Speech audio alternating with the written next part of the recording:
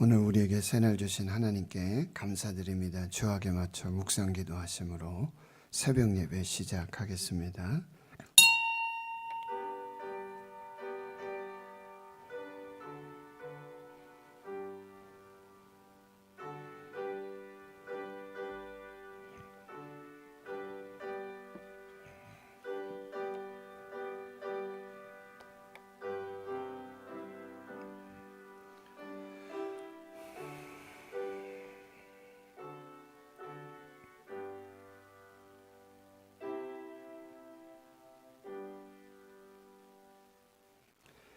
하나님 감사합니다. 오늘도 새날 주시고 새 생명 주신 은혜 감사합니다.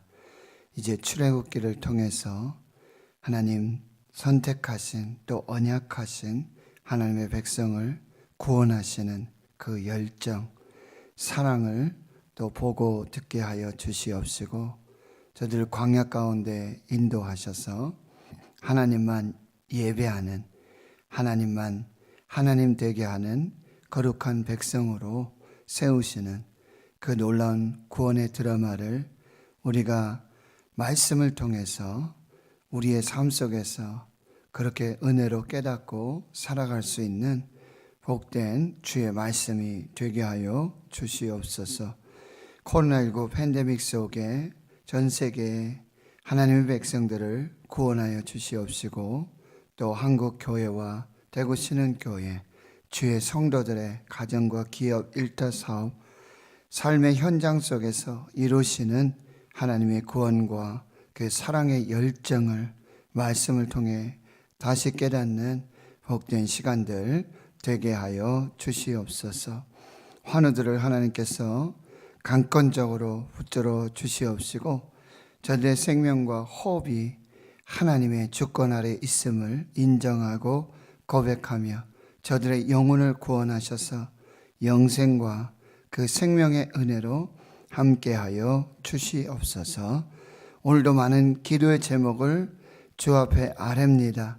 십자가 은혜 보좌 앞에 내려놨사오니 하늘에서 뜻을 이루시고 이 땅 가운데 오직 하나님의 뜻만 이루어지게 하옵소서. 감사드리옵고 예수님의 이름으로 기도하옵나이다.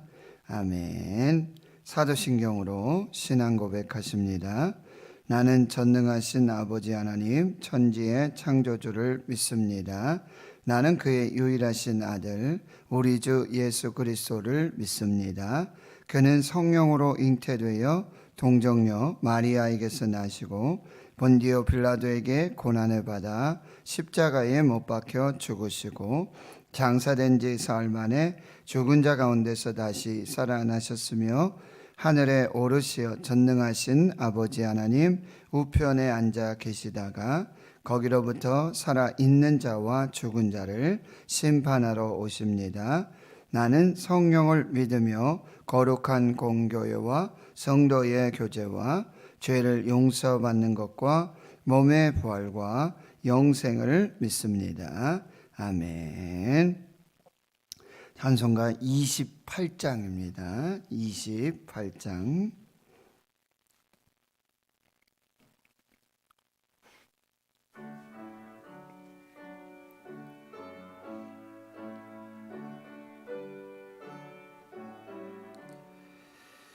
복의 근원 강림하사 찬송하게 하소서. 한량없이 자비하심 증량할 길 없도다. 천사들의 찬송가를 내게 가르치소서. 구속하신 그 사랑을 항상 찬송합니다. 주의 크신 도움받아 이때까지 왔으니 이와 같이 천국에도 이르기를 바라네. 하나님의 품을 떠나 죄에 빠진 우리를 예수 구원하시려고 보혈을 여주셨네. 주의 귀한 은혜 받고 일생 빚진 자 되네. 주의 은혜 사슬 되사 나를 주께 매소서. 우리 맘 연약하여 범죄하기 쉬우니 하나님이 받으시고 전국인을 지소서. 아멘.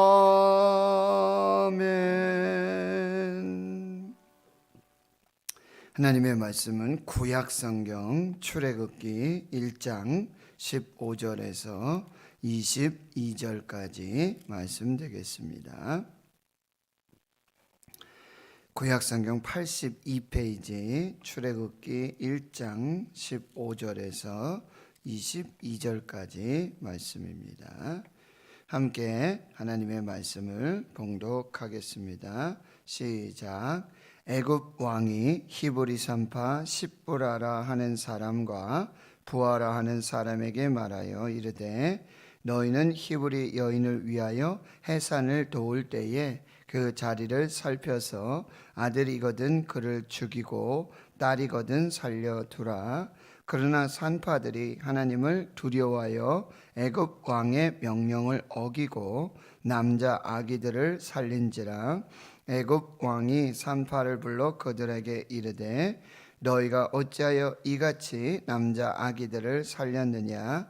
산파가 바로에게 대답하되 히브리 여인은 애굽 여인과 같지 아니하고 건장하여 산파가 그들에게 이르기 전에 해산하였더이다 하매 하나님이 그 산파들에게 은혜를 베푸시니 그 백성은 번성하고 매우 강해지니라. 그 산파들은 하나님을 경외하였으므로 하나님이 그들의 집안을 흥왕하게 하신지라.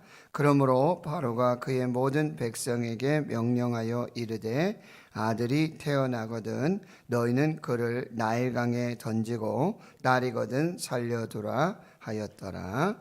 아멘. 하나님께서는 태초로부터 그리고 또 아브라함을 통해서 이삭, 야곱을 통한 그 하나님의 언약을 시대와 나라가 바뀌는 가운데서도 한결같은 은혜로 신실하신 은혜로 그 언약과 약속을 이루어 가십니다.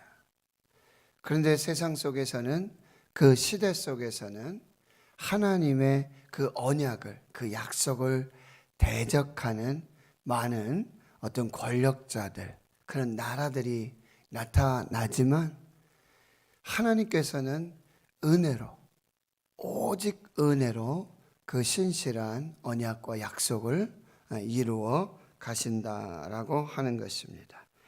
오늘 15절의 말씀에 보면 이제 이스라엘이 야곱의 12 아들 가정을 중심으로 해서 70명이 애굽으로 이주를 하게 되어지는데 하나님은 400년 동안 그 하나님의 역사로 이 가족을 민족으로 나라로 그들이 출애굽할 때는 70명이 200만 명이 넘는 그런 나라와 민족이 되어지는 것을 볼 수 있습니다.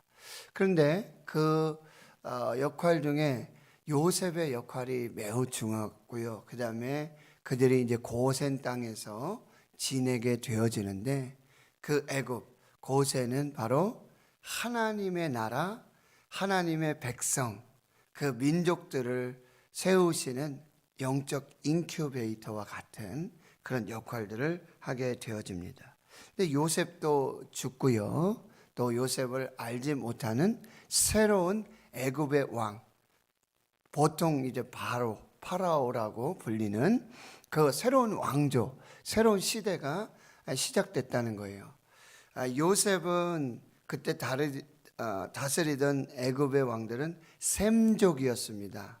아브라함도 셈족이에요. 노아의 세 아들 셈, 함, 야벳. 그 셈족을 통해서 아브라함을 택하시고 이제 이삭, 야곱, 그로 말미암는 이스라엘, 히브리 민족이 되어지는 것입니다. 그래서 요셉이 총리가 되어 있을 때는 이 같은 셈족 계열의 힉소스 왕조가 애굽을 다스리고 통치하고 있었어요. 그러니까 어떻게 보면 이스라엘과 이 아시아, 그 다음에 이 애굽, 이쪽은 이 대륙이 다르지 않습니까? 그런데 이 애굽의 왕조도 아주 오랜 역사를 이렇게 통해서 오면서 그 자체적인 애굽의 왕조로만 이어진 게 아니라 이 요셉이 총리가 됐을 때는 이 셈족, 이 히브리 쪽에 그 셈족의 조상을 두고 있는 그 나라가 이 애굽을 다스리고 있었던 것이죠. 힉소스 왕조라고. 그런데 요셉도 죽고 요셉을 알지 못하는 이제 애굽 본토의 왕조가 일어나게 되어진 것입니다. 그래서 그 애굽 왕이 이제 이스라엘 백성들을 보면 여러분 10절을 보면은 자, 우리가 그들에게 대하여 지혜롭게 하자. 두렵다. 지혜를 꾀를 내고 있는데 그들은 이제 12절에서도 보면 그러나 학대를 받을수록 더욱 번성하여 퍼져나가는 그런 하나님의 역사들이 나타나고 이제 애굽 사람이 이스라엘 자손으로 말미암아 근심하게 되어지는 것입니다. 여러분, 아주 놀라운 그런 하나님의 생명의 역사들이 나타나게 돼요. 그들에게 아주 위협을 주게 되는 거예요. 나라를 위협하고 왕조를 위협할 만한 아주 세력으로 하나님께서 이스라엘을 그렇게 세워나가고 계신다라고 하는 것이죠. 그래서 그들이 생각한 지혜는 뭐냐면 11절에 감독들을 세우고 무거운 짐을 지어서 그리고 바로를 위해서 국고성 비동과 람셋을 건축하게 되어집니다. 13절에 이제 이스라엘 자손에게 더 엄한 일을 시키게 되고요. 어려운 노동으로 그들의 생활을 괴롭게 하는 흙 이기기, 벽돌 굽기, 농사 여러 가지 아주 엄한 그런 힘든 노동을 시키면서 이스라엘의 그 민족을 이게 억압하고 탄압하는. 그래서 이제 아브라함으로 시작된 이 선택된 하나님의 백성들은 애굽에서 결국 노예 신분으로 전락하게 돼요. 그 숫자는 많고 아주 큰 민족을 이루었지만 결국 그들의 신분은 노예로 전락하고 마는 것이죠. 이제 이런 정책들이 계속 진행이 되고 있는데 15절에 애굽 왕이 히브리 산파 십부라라 하는 사람과 부하라는 사람에게 이렇게 말합니다. 너희들이 이제 히브리 여인들의 해산을 도울 때가 되면 자리를 살펴서 아들이면 죽이고 딸이면 살려두어라 라고 하는 명령, 이제 두 번째 억압 정책이 나오는데 유아를 살해하는 것이죠. 생명을 탄압하는 그런 정책이 이제 시행이 되고 있는 거예요. 이건 뭐죠? 나라와 민족의 이 미래를 말살하는 것입니다.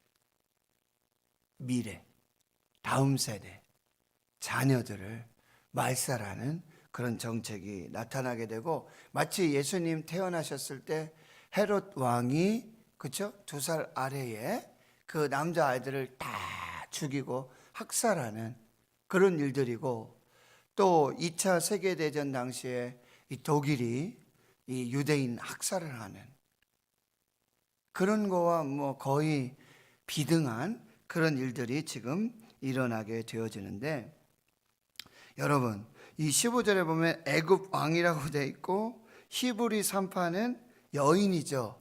노예죠.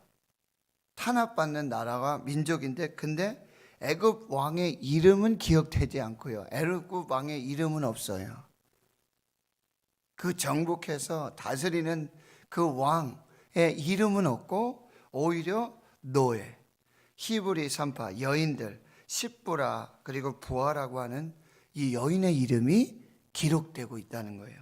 십부라라고 하는 뜻은 피부가 아름다운 미인이란 뜻이고요. 부하라고 하는 것은 소녀와 같이 아주 빼어난 자, 봤을 때는 외모적으로도 피부도 또 아름다운 그런 모습을 하고 있게 되는데, 이들이 외모뿐만 아름다운 것이 아니라 이들은 내면에 영적인 그리고 신앙이 매우 아름다웠음을 보여주고 있습니다. 17절이죠. 그러나 산파들이 하나님을 두려워하여 애굽 왕의 명령을 어기고 남자 아기들 살렸다.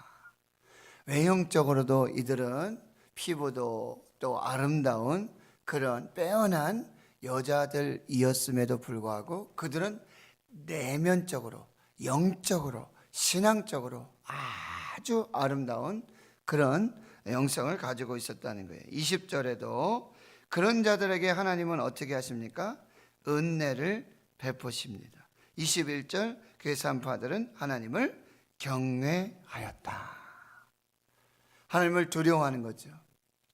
애굽의 왕, 보이는 왕을 두려워하지 않고 보이지 않는 하나님을 경외하고 두려워하는 이 여인의 신앙을 볼 수 있게 되어집니다. 애굽의 왕은 그 왕이었죠. 절대 권력을 가지고 있는 그 왕도 뭐였습니까? 10절에 다시 보시면 지혜를 구하고 또 두려움을 가져요. 그 애굽의 왕은, 절대 권력을 가진 왕은 번성하고 있는 이스라엘을 보면서 두려워해요.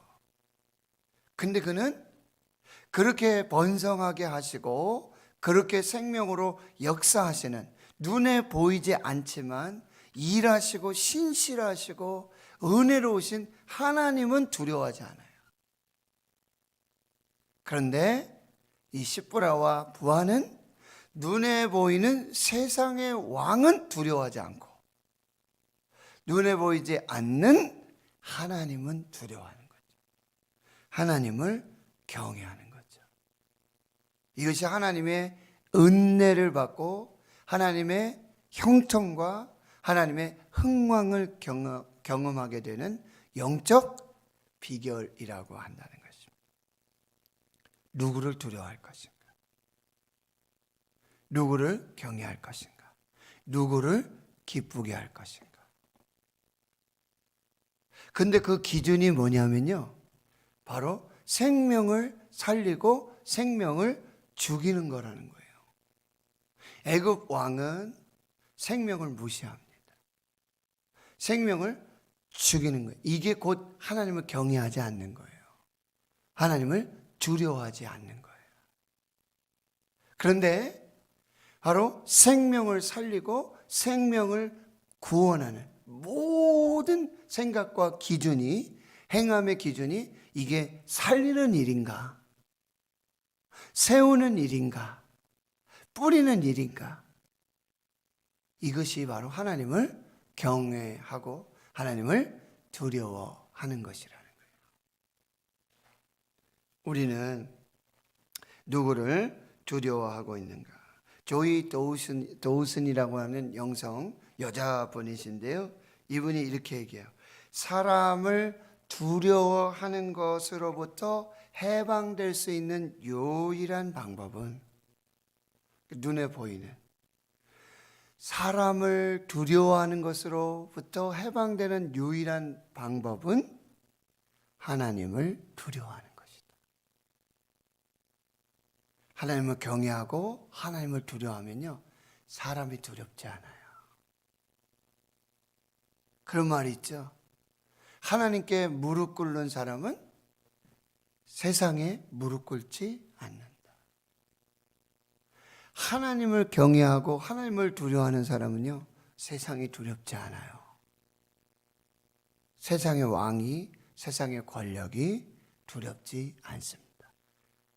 그런데 하나님을 경외하고 하나님을 두려워하지 않으면 세상이 두려운 거예요. 우리가 이 부분들을 잘 살펴야 한다는 거예요. 그런데 여러분 18절에 보면 17절에 산파들은 하나님 두려워하여 애굽 왕의 명령을 어기죠. 남자아이들 살려요. 애굽 왕이 산파를 불러요. 어찌하여 이같이 남자 아기들 살렸느냐. 19절 산파가 바로에게 이렇게 말합니다. 히브리 여인은 애굽 여인과 같지 아니하고 건장하여 산파가 그들에게 이르기 전에 해산하였더이다. 그리고는 애굽 왕의 또 다른 어떤 이야기들이 없는 걸 봐서는요, 이것이 바로 하나님을 경외함으로 하나님을 두려워할 때 하나님께서 주시는 지혜입니다. 애굽 왕은 눈에 보이지 않는 하나님을 경외하지 않고 두려워하지 않아요. 그러니까 그렇게 막 번성하고 학대 받을수록 계속해서 막 숫자적으로 늘어나니까요. 그렇게 늘어나고 있는 이스라엘 백성들을 두려워하고 그리고 그들을 없앨 지혜를 구하는데 첫 번째가 아주 힘든 노동이라든지요, 고역이라든지 이런 억압 탄압이 시작되고, 두 번째는 이제 유아, 생명, 다음 세대, 미래를 죽이는 그런 이제 계획들을 세워요. 그들이 생각한 지혜였어요. 그런데 하나님의 지혜가 그들의 지혜를 이기는 것입니다. 하나님을 두려워하고 하나님을 경외할 때 하나님이 주시는 지혜가, 그들에겐 권력도 없죠. 힘도 없잖아요. 노예잖아요. 지배를 받고 있잖아요. 그런데 하나님을 경외하고 하나님을 두려워할 때 하나님이 주시는 지혜, 하나님이 주신 방법이 세상의 권력을 가지고 능력을 가지고 그렇게 행하는 그 지혜보다도 탁월하다는 것입니다. 하나님은 하나님을 경외하지 않고 하나님을 두려워하지 않으며 지혜를 구하는 그 지혜를, 하나님을 경외하고 하나님을 두려워할 때 하나님의 성령의 지혜, 그 지혜로 세상의 지혜를 이기게 하신다는 것입니다. 이것이 하나님의 방법이 되어지는 것입니다. 그들에게 하나님께서는 이제 은혜를 베풀어 주시는데 피할 길을 주시는 거예요. 이게 하나님의 방법이라고 하는 것입니다. 또 21절에 하나님이 그들의 집안을 흥왕하게 하신지라. 이 한 사람 한 여인이었지만 그들의 집안, 그들의 가문, 결국 이스라엘을 흥왕하게 하는 축복의 통로로 하나님이 이 여인들을 사용하고 계신다라고 하는 것입니다. 22절, 그러므로 이제 바로가 세 번째 지혜를 꿰어내는 것이죠.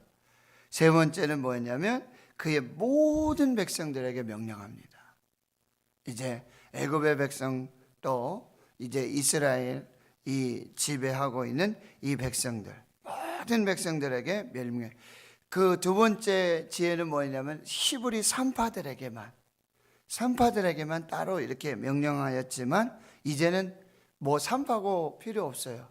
모든 이스라엘 백성들에게, 특별히 여인들, 남자들에게, 그 가장들에게 이제 명령하는 것이죠. 너희들 아들이 태어나면 그를 나일강에 던지고 딸이거든 살려두라. 이건 두 번째 지혜나 정책이나 비슷한 것 같은데요. 여기 어디다 던지라 그러죠? 남자아이는 나일강에 던져라. 이집트, 애굽에게 이 나일강은 생명입니다. 그리고 나일강도 신이에요. 나일강을 통해서 모든 생명이 시작되고 있습니다. 그런데 거기에 이 히브리 남자 아이들을 제물로 바치겠다는 거예요. 제물로 이 남자 아이들을 그 나일강의 신에게 바치겠다라는 의미입니다. 그런데 이 역사 속에서 이제 내일 새벽 2장에 보면 그 가운데서도 이제 요게벳과 아므람과 요게벳의 가정, 그리고 모세를 구원하시는 그 놀라운 역사들이 나타나게 되어지는 것입니다. 사랑하는 성도 여러분, 하나님을 기쁘시게 하고요, 하나님을 경외하고 하나님을 두려워하는 우리의 신앙이 되어야 됩니다. 오직 여호와를 경외하는 것이 지혜와 지식의 근본이라고 말씀하셨어요. 눈에 보이는 세상 왕을 섬길 것인가? 눈에 보이지 아니하시지만 신실하시고 변함없이 하나님의 언약을 이루어 가시는, 역사를 주관하시는 하나님을 두려워하고 경외할 것인가? 이게 아주 유명한 뭐예요? 코람데오예요. 하나님 앞에서. 하나님 앞에서. 이것이 요셉의 신앙이었잖아요. 그 시위대장 보디발의 아내가 아무도 없잖아요. 아마 다 물러가라고 그 요셉을 범죄하고자 계획을 세우고 덫을 놓은 것이죠. 트랩을 쓴 거예요. 그리고는 집에 아무도 없다고. 그런데 요셉이 뭐라 그래요? 내가 어찌 하나님을 두려워하지 않고 하나님 앞에서 내가 죄를 범해서 득죄하겠냐. 아무도 없잖아요. 보는 사람 없잖아요. 그런데 하나님은 살아계신다. 하나님은 보신다. 빌 하이베스 목사님이 쓰는, 아무도 보는 이 없을 때 당신은 누구입니까? 아무도 보는 사람 없는데 당신은 누구입니까? 하나님 보시죠. 하나님을 경외하는 이 신앙을 우리가 꼭 기억하시고, 그 다음에 두 번째는요, 무엇이든지 여러분 생명을 살리는 일에, 교회고 가정이고 기업이고 일터고 여러분 뭘 딱 결정했을 때 죽이는 결정, 뭐 없애는 결정, 이 결정이 아니라 어떻게 하면 살릴 수 있을까? 이 결정을 하면 교회가 살까? 이 결정을 하면 우리 가정이 살까? 이 결정을 내리면 우리 자녀가 살 수 있을까? 이 결정을 내리면 하나님의 교회가 세워질 수 있을까? 이게 기준이에요. 살리는 결정을 하세요. 세우는 결정을 하세요. 심는 결정을 하십시오. 거기에 하나님의 역사들이 나타나고요. 그리고 마지막, 하나님은요, 하나님의 역사, 하나님의 놀라운 은혜를 이루어갈 때 폴 피어슨 교수님이라고 기독교 선교 운동사, 아주 선교의 대가이신데, 하나님이 성경 속에서 역사 속에서 일으키는 선교 운동에 대해서 그 특징들을 기록해 놓고 있는데, 그 특징 중 하나가 뭐냐면 변두리 이론이라는 거예요. 권력의 구조에서 중심이 아니라 권력 구조 밖에 변두리. 오늘 이 이스라엘을 구원하는 역사, 이 놀라운 은혜를 보면 애굽 왕을 통해서, 권력자를 통해서, 통치자를 통해서 이루어지는 게 아니에요. 그 왕은, 그 통치자는 이름도 기억되지 않아요. 기록하지 않아요. 하나님은 히브리, 노예, 산파, 여인, 종, 십부라와 부하의 이름을 기억하세요. 이렇게 변두리.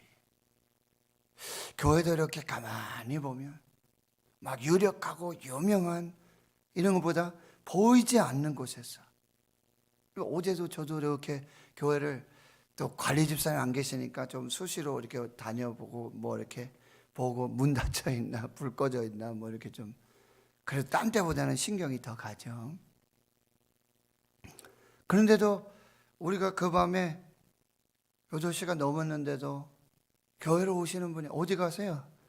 교회 가죠. 보이지 않는 곳에서 기도하고, 보이지 않을 때 주님의 손과 발이 돼서 섬기고 충성하시는 그런 하나님의 백성들을 통해서 교회가 세워지고 하나님의 나라가 이루어져 간다라고 하는 것이죠. 하나님께서 그런 역사로 이 교회를 세우시고 하나님의 나라를 이루어 가심을 기억하십니다. 그런데 그런 무명의 그리스도인들, 이름 없는 하나님의 사람들, 그 변두리의 사람들을 택하셔서 그들을 통한 놀라운 은혜, 놀라운 역사, 능력을 이루어 가신다라고 하는 거예요. 하나님은 부한 자, 능력 있는 자, 지혜 있는 자를 택하신 게 아니라 고린도전서 1장 27절 이하에 하나님은 오히려 지혜 없는 자, 무능한 자, 약한 자, 천한 자, 그들을 택하셔서 강하고 능력 있고 지혜 있고 귀하고 부한 자들을 하나님께서 어렵게 만드셨어요. 이것은 누구든지 그리스도 안에서 자랑하지 못하게 하시죠. 저와 여러분을 하나님이 택하셔서 이루어 가시는 그 일들에 하나님을 경외함으로 그 역사의 주인공으로 하나님 앞에 세워지고요. 또 모든 것을 살리고 세우는 그 일에 헌신하는 저와 여러분. 그래서 우리 다음 세대, 미래 세대가 절대 죽으면 안 되네. 그저 어떻게 살릴까? 그저 어떻게 세울까? 이것을 기도하고 그것을 결정하고 그리할 때 교회가 살고 내가 살고 정말 한국 교회가 살고 하나님의 나라가 사는 그 역사가 나타나게 될 줄 믿습니다. 하나님 아버지 감사합니다. 보이는 세상의 왕, 권력자, 통치자를 두려워하지 않고 보이지 아니하시는 하나님, 그러나 함께 하시는 하나님, 시퍼렇게 살아계시는 하나님을 경외하고 두려워함으로 죽이는 일을 결정하지 않고 살리고 세우고 심는 일을 결정하여서 하나님의 기쁨이 되고 하나님께서 역사하시는 그 코람데오 하나님 앞에서의 신앙. 하나님은 권력자라든지 부한자, 통치자, 능력 있는 자, 지혜 있는 자가 아니라 가난하고 지혜 없고 능력 없고 힘이 없고 연약한 하나님의 사람들을 택하셔서 하나님의 역사를 이루어 가심을 기억하게 하시고 오늘도 우리가 다음 세대를 살리고 미래를 살리고 하나님을 경외함으로 하나님께서 이루시는 하나님의 구원과 하나님의 영광을 나타나게 해 주시옵소서. 이제는 우리 구주 예수 그리스도의 은혜와 하나님 아버지의 무한하신 사랑하심과 성령의 교통하심이 이제로부터 영원토록 함께 하시옵기를 간절히 축원하옵나이다. 아멘. 오늘 말씀을 기억하시며 기도해 주시고요. 하나님을 경외하는 이 나라 이 민족 이 백성 우리 교회 주의 성도들 되게 해 주시고